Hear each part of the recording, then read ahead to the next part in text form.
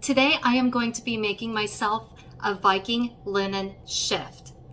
For those who are new to my channel, my name is Lynn Fairchild, and if you follow my channel, then you would know that I love and study 16th century, specifically English, history, clothing, embroidery. A little bit of Spanish and French are also mixed in there, and that's primarily due to King Henry VIII's first and second wives. His first wife was Catherine of Aragon from Spain, and his second wife, Anne Boleyn, spent part of her childhood in France as a maid of honor to the Queen of France. So there's a lot of Spanish and French influence in the English court in the 16th century, well, for the first half during Henry VIII's reign, but anyways, I digress. So I know a lot about 16th century items. I don't know that much about Viking, so, or at least I didn't. A few years ago, actually it was right before the pandemic started, I entered a pentathlon for our Kingdom Arts and Sciences. First there's the regional Arts and Sciences fair, and then depending on how far you went in that, then determined if you got to go to the Kingdom Arts and Sciences fair. So for the regional fair, I entered in a pentathlon, which meant I did 5 separate, I don't know why I did the hand thing, 5 separate arts and sciences entries. I did a baking entry where I did jumbles. If you have any questions about jumbles, I will post a link below for that. I did beadwork, which prior to this, I had only dabbled once or twice with making glass beads, and that inspired another entry, which was a Viking outfit for my daughter. The downfall to that was the fact that I did this, and it was at the end of February 2020 when I did this pentathlon, and pretty much everyone knows in March of 2020 was the pandemic, which meant my daughter did not get to wear her Viking outfit anywhere because we were all indoors. And then by the time we were finally able to go to reenactment events, she grew out of her outfit. But on the plus side, one of our former king and queen from the Middle Kingdom, they had a daughter, or have a daughter, and I was able to pass that outfit on to her. And so the outfit did get worn, it was used. I am so happy that all of my hard work did not go unused, but I digress again. Anyways, so from doing that Viking outfit for my daughter for my arts and sciences entry, I learned a little bit about Viking clothing. And then some of the things I noticed were similar to 16th century stuff, specifically a smock versus a shift. They're similar and slightly different on how they're created. One major thing that you will notice is a 16th century shift has a square neckline, where Viking has more of a rounded neckline. But other than that, there are similarities in how it's constructed. And that is what I'm going to be working on today. And following making myself a Viking smock, I am then in another video going to be making myself my first apron dress. This is technically my second apron dress because the first apron dress I made for my daughter 3 years ago. And well, this is going to be my first apron dress because even though I absolutely love anything and everything 16th century, I have to admit, when going to any kind of reenactment event and having young children, wearing a corset and having a hoop skirt, having lots to kind of limit your movement makes it very difficult to just simply sit on the ground when you need to, or to crawl around with my boys. So I figure having a Viking outfit would make my movements a lot more easy to accomplish rather than, like I said, in a corset and hoop skirt. As I mentioned previously, for the pentathlon, I had done glass beadwork, and here are some of the beads that I made. If you are curious about doing beadwork, I will include a link below for a video with information on that. And if you are interested in more about Viking clothing, then I highly recommend, there was one website, I believe her name's Hilda, if I mispronounced this, I'm sorry, Thunem, Thunem. I found her website to be very informational when I was doing my research for my daughter's outfit. And then also my friend Ronvig, I will include a link below for her Pinterest page, but she was also very helpful. She, I believe, has a paper out there, and if I find a link, I will include that below, on Viking women in Russia.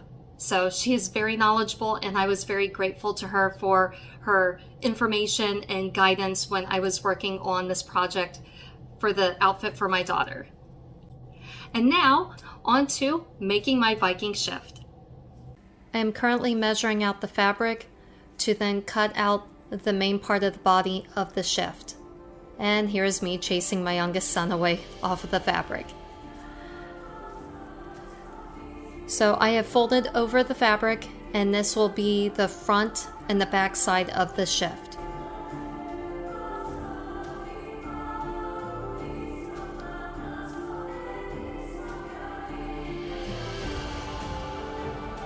From here, I have folded over the fabric, and then I'm measuring how far I want the neck hole to be, so that way I know where the shoulder will be.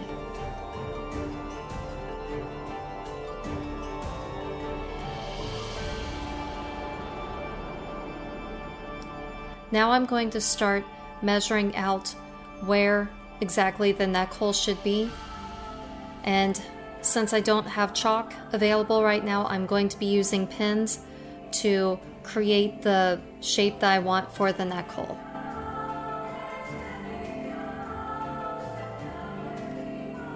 And to make sure that the one side is identical to the other side, I have folded over the fabric.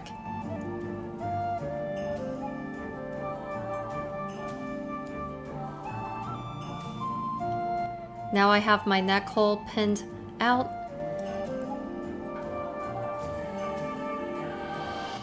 And now it's time to start cutting. If you notice, I have a random pin in the middle of the shoulder seam. It's a yellow pin, and that is just to let me know where the fold in the fabric is, and that is to go on top of the shoulder. Now I'm going to take scrap fabric, and I'm pinning this along the neck hole, and this will help line the neck hole. So I'm going to sew this side, and then I will flip it on the other side and then hand stitch it in. This will help the linen from not fraying with wear.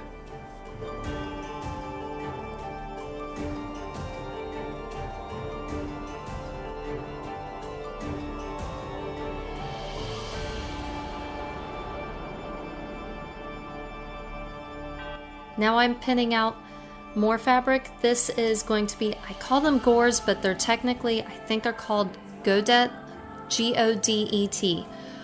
But these will go on the sides of the shift.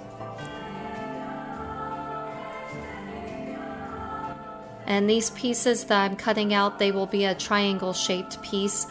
It helps give the skirt more flare at the bottom.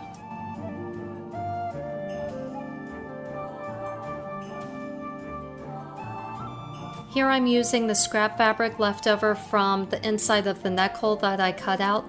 I am cutting, well, right now I'm pinning, but then I will be cutting out 2 sets of godets, G-O-D-E-T, and these are for the underarm. It will be attached to the sleeves.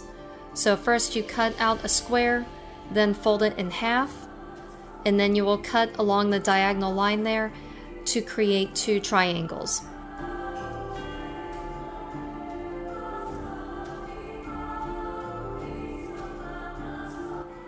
And this is for the second sleeve.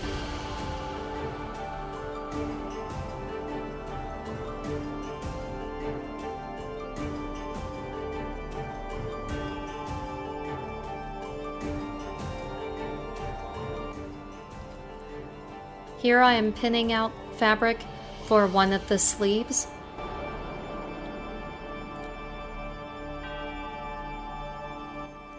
If you notice, I have it on a diagonal here. You want the wrist to be smaller in diameter than the area around the shoulder.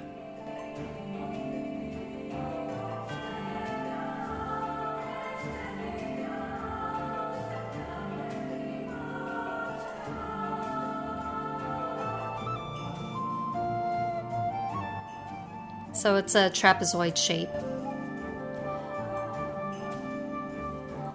Now here I am adding in the pieces to go onto the sleeve, and this part, these triangles, will be the part that goes in the armpit.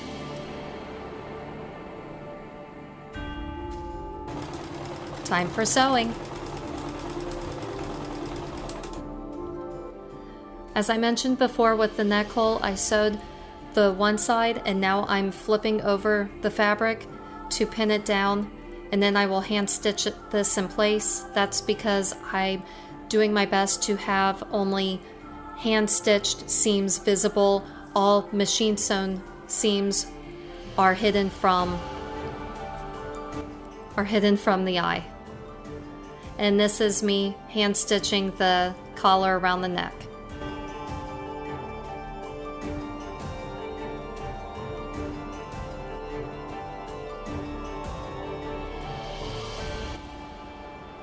And that's the front side, and this is the underneath side.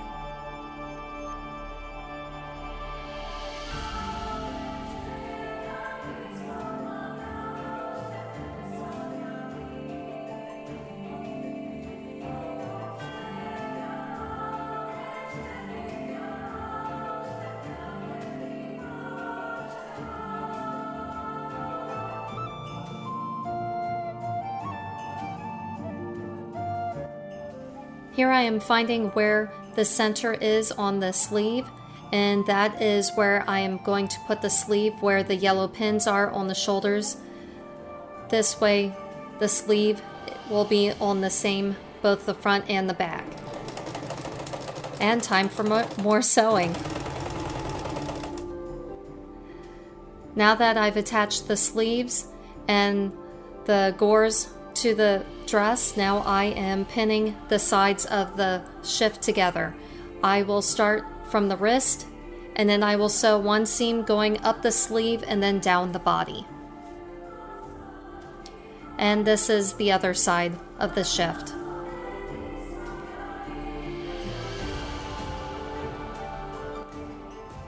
Here's what it looks like so far.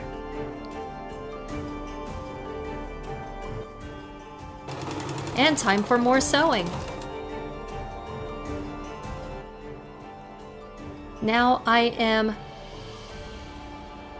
hemming up the wrist or the cuffs for the sleeves, and this I will do hand stitching with, and here I am rolling up the hem of the shift. Again, I will do hand stitching here as well.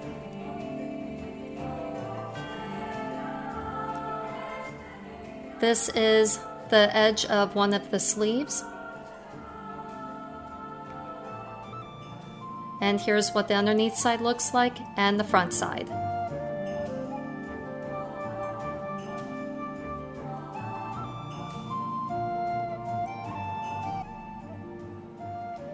And since it's linen tends to fray very easily, especially when you put it in the washing machine. And so I am rolling over all of the seams and tacking them down. So this means a lot of hand stitching and a lot of hours to come.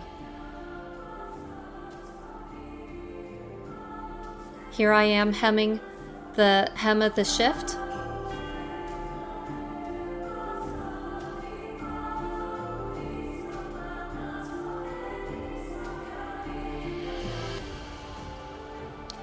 And many more hours later, I am still hand stitching the shift. But what I do now will save me in the long run for when I go to machine wash my outfit. I can have peace of mind knowing that my dress will not unravel in the washing machine. And here is my finished product. Thank you for checking out my YouTube channel. If you enjoyed this video and would like to watch more of my videos, please follow the links on the side of the page. Please select thumbs up that you like the video. It helps with the algorithm. If you have any questions or comments, please post them below. And please click subscribe and ring that bell to be updated when new videos come out.